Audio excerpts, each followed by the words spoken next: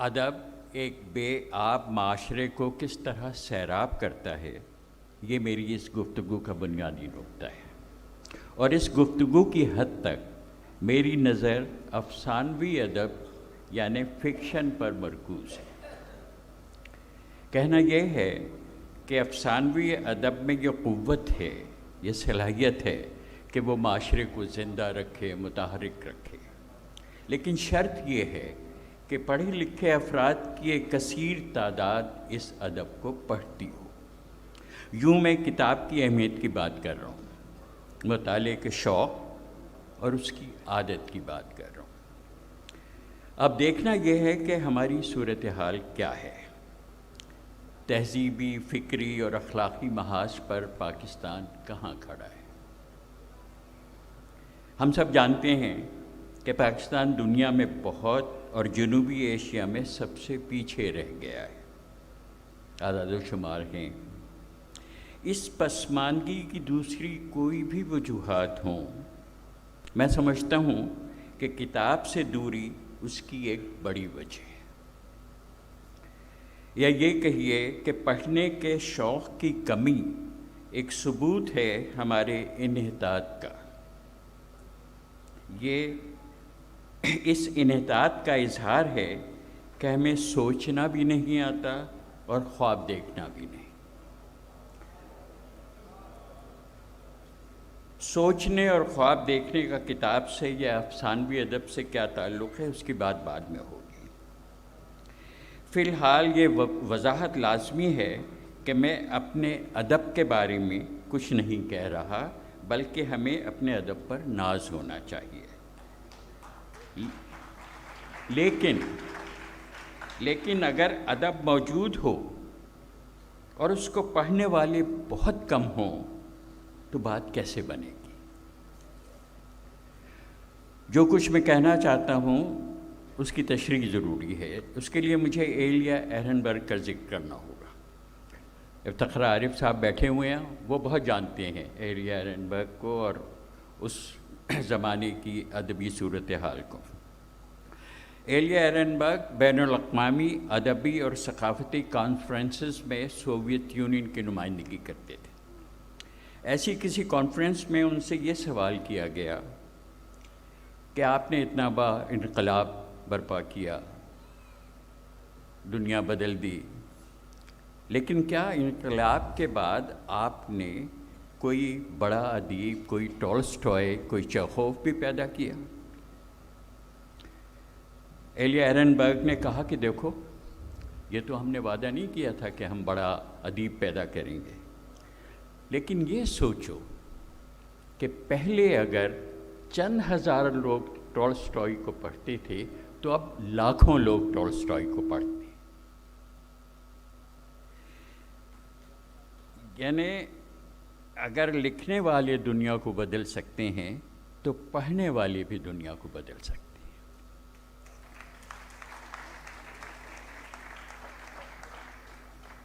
پڑھنے والوں کی اہمیت کے کئی پہلو ہیں۔ میرا مشاہدہ ہے کہ جن بڑے ادیبوں کو ان کے اپنے ملکوں اور ان کی اپنی زبانوں میں زور شور سے سراہا جاتا ہے، وہی عالمی سطح پر بھی پہچانے جاتے ہیں۔ ان کی تحریروں کے ترجمے کیے جاتے ہیں اور دنیا میں وہ اپنا مقام حاصل کرتے ہیں۔ جن ادیبوں کی ان کے اپنے ملکوں میں پذیرائی نہ ہو، ان کی آواز باقی دنیا تک کیسے پہنچے گی؟ کئی مثالیں ہیں کہ چھوٹے چھوٹے ملکوں کے ناول نگار جن کی اپنی زبان بولنے والوں کی تعداد مثلاً کراچی کی آدھی اور 1/4 آبادی سے بھی کم ہے، تراجم کے توسط سے پوری دنیا میں مقبول ہیں۔ اور اس کی ایک وجہ یہ ہے کہ پہلے وہ اپنے ملک کے ادبی افق پر سورج بن کر چمکے۔ جی چاہتا ہے کہ اسماعیل کڈارے کا کچھ ذکر ہو۔ محسن حسین تارڑ بہت ان کا ذکر کرتے ہیں ویسے، اور انہوں نے بہت ان کے بارے میں کچھ کہا ہے۔ اسماعیل کڈارے البینیا کے شہری ہیں جو جنوب مشرقی یورپ کا ایک چھوٹا سا ملک ہے۔ اس کی ایک الگ زبان ہے جس میں اسماعیل کڈارے نے اپنے ناول لکھے. میرے خیال میں کوئی 50 لاکھ لوگ ہوں گے جو وہ زبان بولتے ہوں گے. یہ ذرا مختلف قسم کی زبان ہے. تو پہلے کسی نے ان کے ایک ناول کا فرانسیسی زبان میں ترجمہ کیا، اور اب ان کی حیثیت یہ ہے کہ پچھلے 10-15 سال سے جب بھی ان کا نام لیا جاتا ہے نوبل پرائز کے اعلان کے زمانے میں، تو یہ کہا جاتا ہے کہ یہ اب شاید اسماعیل کڈارے کو نوبل ادبی انعام ملے گا. پڑھنے والے کس طرح اپنے بے پناہ شوق اور جذبے کے ساتھ اپنی پسندیدہ کتابوں پر جھپٹتے ہیں، اس کے بھی ایک دو حوالے. جاپان دنیا کا ایک اہم ملک ہے.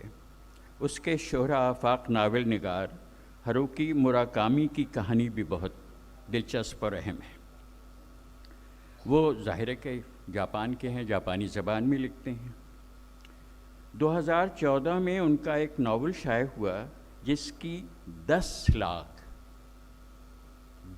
لاکھ کاپیاں پہلے ہی ہفتے میں فروخت ہوئیں. اور اسی سال 2023 میں اپریل میں ان کا نیا ناول آیا جو 6 سال کے وقفے کے بعد انہوں نے کچھ لکھا تھا. تو اس ناول کی فروخت کا آغاز نصف شب یعنی رات 12 بجے کیا گیا، اور یہ ان کے ساتھ ہوتا ہے کہ یہ کتاب جو ہے 12 بجے سے بکنا شروع ہوگی رات کو. ہوا یہ کہ کتابوں کی دکانوں کے باہر قطاریں لگ گئیں جن میں بیشتر نوجوان تھے. ٹوکیو میں ساری رات کھلے رہنے والے کافی ہاؤسز میں اس رات کئی افراد کو وہ ناول پڑھتے ہوئے دیکھا گیا. اور اب یہ کہ افسانوی ادب کیسے ہمیں خواب دیکھنا سکھاتا ہے. چین کی جو ترقی معاشی ہے اس سے ہم واقف ہیں. کوئی 16-17 سال پہلے چین کی حکومت نے سائنس فکشن اور فینٹیسی کے موضوع پر ایک کنونشن کا انعقاد کیا، اور جو سائنس فکشن لکھتے ہیں دنیا میں کچھ بڑے لوگ رائٹرز ان کو بلایا. تو کسی نے چینی اہلکار سے پوچھا کہ بھئی آپ کو کیسے خیال آئے، کیوں آپ اس کانفرنس کو منعقد کر رہے ہیں؟ تو انہوں نے یہ کہا، جو چینی اہلکار تھے، کہ انہوں نے کہا کہ ہمیں چیزیں بنانے میں تو کمال حاصل ہے، مینوفیکچرنگ، انجینئرنگ، لیکن ہم اس طرح کی ایجادات نہیں کر پاتے کہ جو امریکہ میں کی جاتی ہیں. اور ہم نے اپنے چند ماہرین کو امریکہ بھیجا جہاں انہوں نے ایپل، مائکروسافٹ اور گوگل جیسی کمپنیوں میں کے دورے کیے اور وہاں لوگوں سے ملاقاتیں کیں. اور تب انہوں نے کہا تب ہمیں معلوم ہوا کہ وہاں کام کرنے والے تقریباً ہر فرد نے اپنی جوانی کے دنوں میں سائنس فکشن اور دوسرے ناول پڑھے تھے. انہیں افسانوی ادب پڑھنے کا چسکا تھا. کہانی اور خواب کے رشتے کو آئنسٹائن نے بڑی خوبصورتی سے واضح کیا ہے. ان کا مشہور مقولہ ہے امیجنیشن از مور امپورٹنٹ دین نالج. تخیل جو ہے وہ علم سے برتر ہے. تو پھر تخیل کی اور خیالی پیکر تراشنے کی صلاحیت کیسے حاصل کی جائے؟ تو آئنسٹائن نے اس کا بھی جواب دیا. کچھ والدین تھے جو ان کے پاس گئے، ان سے پوچھا کہ ہم چاہتے ہیں ہمارے بچے بہت ذہین ہوں، ہم کیا کریں؟ کہ کوئی بات نہیں، انہیں پریوں کی کہانیاں پڑھنے کو تو ان کا اس کے علاوہ مزید پریوں کی کہانیاں پڑھنے کو تو. اور یہاں مجھے ایک برطانوی مصنف ہے نیل گیمن، ان کا ایک لیکچر یاد آ رہا ہے. وہ لیکچر کافی مقبول ہوا تھا، ابھی چند سالوں پہلے کی بات ہے. اس لیکچر کا عنوان تھا why our future depends on libraries, reading and daydreaming. Why our future depends on libraries, reading and daydreaming. اور جو لائبریریز کا اس میں ذکر آیا تو مجھے وہ بورخیز جو ارجنٹینا کے بہت عظیم ناول نگار ان کی کوٹیشن ہے کہ میں سوچتا ہوں کہ جنت بھی لائبریری قسم کی کوئی جگہ ہوگی.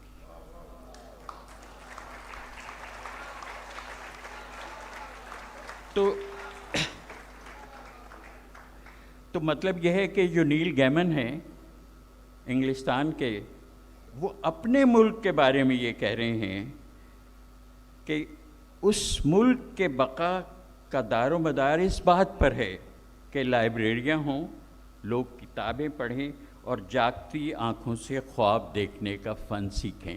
ابھی شاہ صاحب نے بھی کہا تھا کہ جاگتے میں خواب دیکھنے کی ان کو عادت ہے. عام خیال یہ ہے کہ خواب دیکھنا کون سی بڑی بات ہے، جاگتے میں خواب تو جو چاہے دیکھ لے مزے سے، لیکن ایسا نہیں ہے. جن کی زندگی محدود ہو، جن کی سوچ محدود ہو، جن کے تجربے محدود ہوں، ان کے خواب بھی محدود ہو.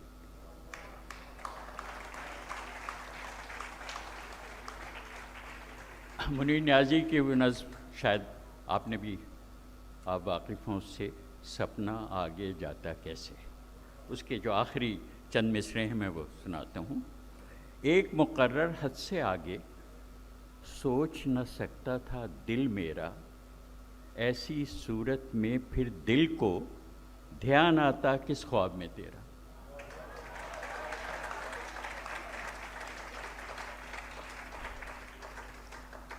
راز جو حد سے باہر میں تھا اپنا آپ دکھاتا کیسے، سپنے کی بھی حد تھی آخر سپنا آگے جاتا کیسے.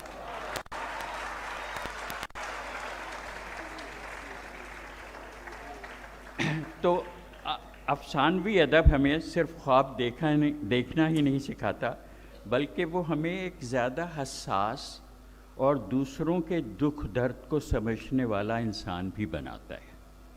جب ہم کوئی ناول پڑھتے ہیں تو ہم ایک بالکل نئی اور انجانی دنیا میں داخل ہو جاتے ہیں، اور یہ ایک طلسماتی عمل ہے. ناول یا افسانہ پہلے تو اپنے آپ کو سمجھنے میں ہماری مدد کرتا ہے، پھر افسانی کرداروں کے ساتھ ساتھ ہم اپنے دکھ، اپنے درد اور اپنے احساسات کو نئے سرے سے دریافت کرتے ہیں.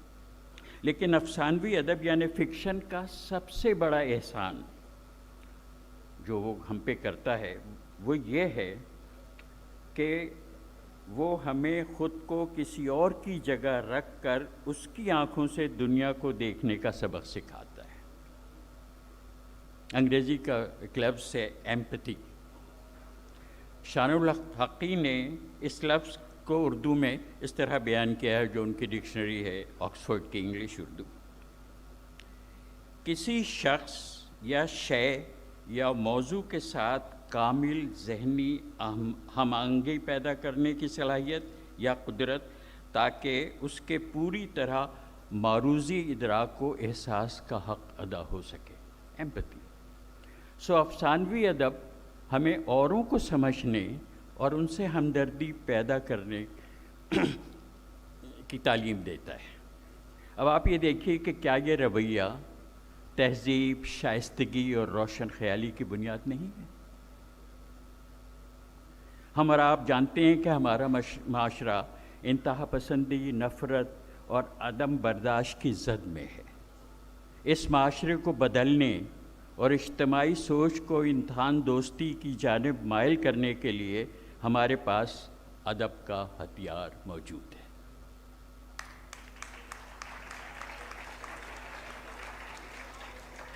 ضرورت اس بات کی ہے کہ یہ ہتھیار ہر پڑھے لکھے نوجوان کے ہاتھ میں ہو.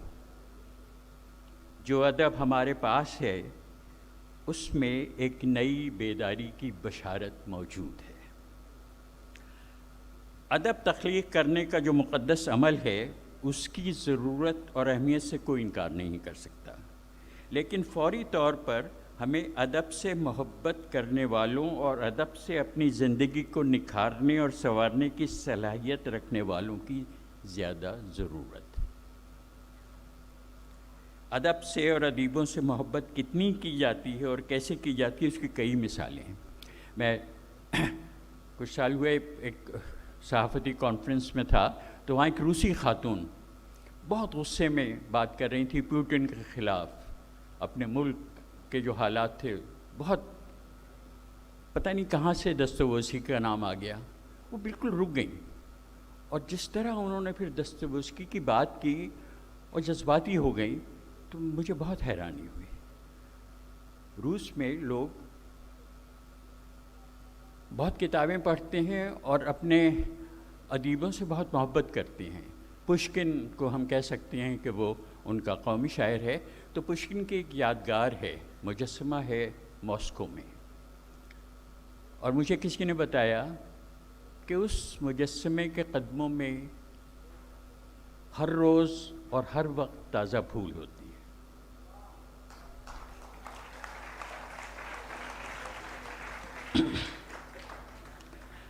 اب ہماری صورتحال دیکھیں، وہ تو کافی تکلیف دہ ہے. میں جب نوجوانوں سے پوچھتا ہوں کہ وہ کتابیں کیوں نہیں پڑھتے تو اکثر دو طرح کے جواب سننے کو ملتے ہیں. پہلے تو یہ کہ ہم اتنے مصروف ہیں، اتنے کام ہیں ہمارے پاس، فرصت نہیں ہے یہ موٹی موٹی کتابیں ہم پڑھیں. تو میں کہتا ہوں کہ اچھا، تو آپ باراک اوباما اور بل گیٹ سے بھی زیادہ مصروف ہیں.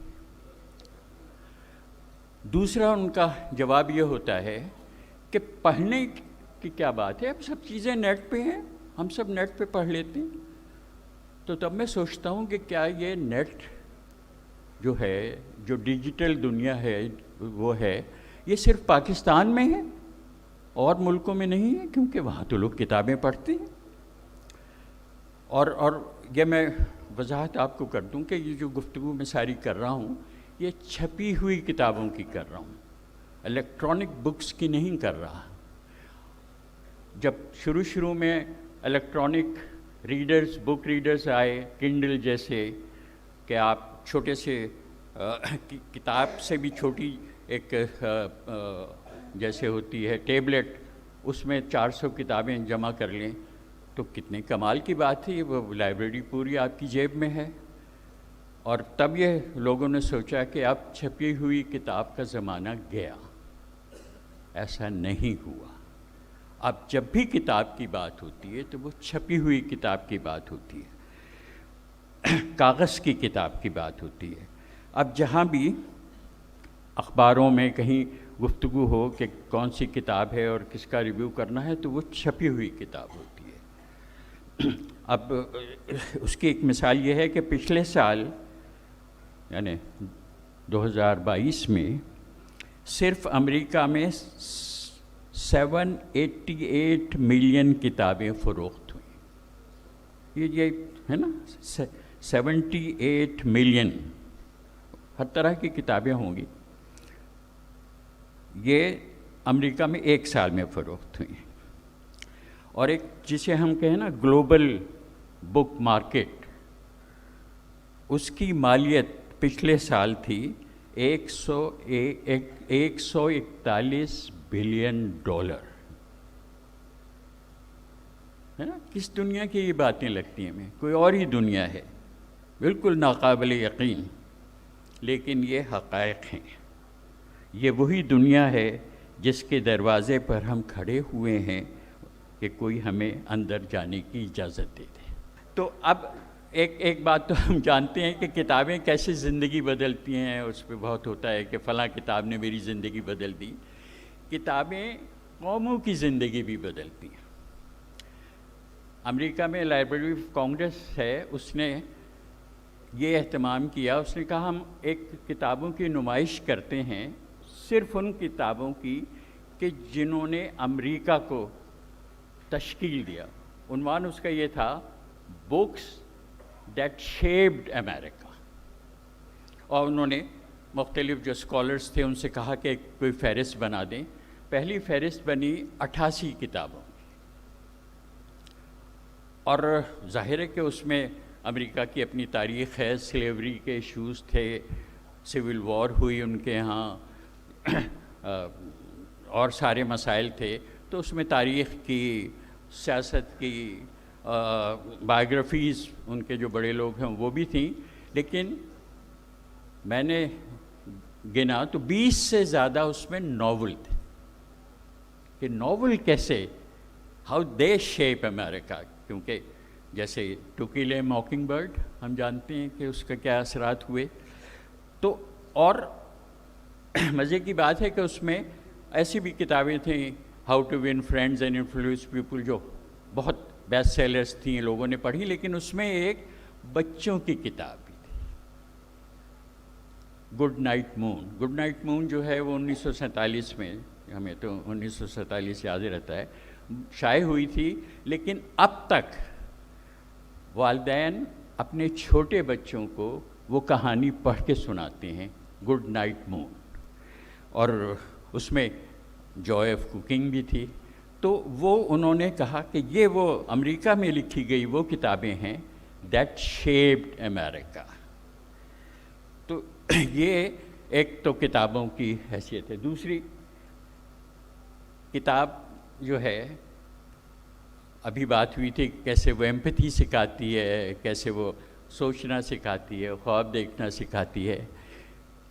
گارجین جو بہت بڑا اخبار ہے انگلستان کا، اس میں کافی دنوں ایک کالم آتا رہا جس کا عنوان ہے بک کلینک، کتاب شفا خانہ. اور ہوتا ہے کہ ریڈرز جو ہیں وہ سوال بھیجتے ہیں انہیں کہ ہمارے یہ مسئلے ہیں، میں یہ اس مشکل سے گزر رہا ہوں یا گزر رہی ہوں، میں کون سی کتاب پڑھوں. تو ہر ہفتے وہ کوئی نہ کوئی رائٹر اس سوال کا جواب دیتا ہے کہ یہ کتاب جو ہے یہ پڑھنے کی ہے، اس سے آپ کو تھوڑی سی تسکین ملے گی، آپ کو سمجھ میں آئے گی. جیسے کسی نے کہا کہ میں ماں بننے والی ہوں، بتائیں کون سی کتاب پڑھوں کہ اس باتیں سمجھ میں آئیں. تو کتاب جو ہے، اور اتنی کتابوں کے بارے میں باتیں ہوتی ہیں، اتنے سرویز ہوتے ہیں، 20 وہ کتابیں جو آپ کو زندگی میں پڑھنا ہی چاہیے، وہ کون سی کتاب ہے جس نے میری زندگی بدل دی. اور اسی طرح کے جو سارے وہ ہوتے ہیں. تو جو نوجوانوں کو ضرورت ہے پڑھنے کی، تو بہت سے ملکوں میں کوئی ایسی بات نہیں ہوتی کہ جیسے ہمارے یہاں ہے کہ نوجوان کتاب نہیں پڑھتے. لیکن پھر بھی اب جیسے اٹلی میں انہوں نے ایک پروگرام شروع کیا جس کو وہ کلچر بونس کہتے ہیں، اور وہ یہ ہے کہ ہر شہری جب وہ 18 سال کا ہو جائے، لڑکا یا لڑکی، تو اس کو حکومت کی طرف سے ایک تحفہ ملتا ہے 500 یورو کا، ایک کلچر بونس ہے. یہ وہ رقم ہے جو صرف تم کتابیں خریدنے پر، میوزیم کا ٹکٹ لینے پر خرچ کر، کوئی اور ادبی کام کرنے پر، کسی آرٹ گیلری کا ٹکٹ لینے پہ خرچ کر سکتے ہو. اور اب یہ جو کلچر بونس ہے وہ اسپین اور جرمنی میں بھی دیا جاتا ہے کہ حکومت کی طرف سے ایک رقم کہ کتابیں خریدو. اور تو بہرحال بات یہی ہے کہ کتاب کتنی اہم ہے. بلکہ میں تو کہوں گا آپ ایک طرح سے کہ کتاب بھی تو ایک طرح کا الادین کا چراغ ہے،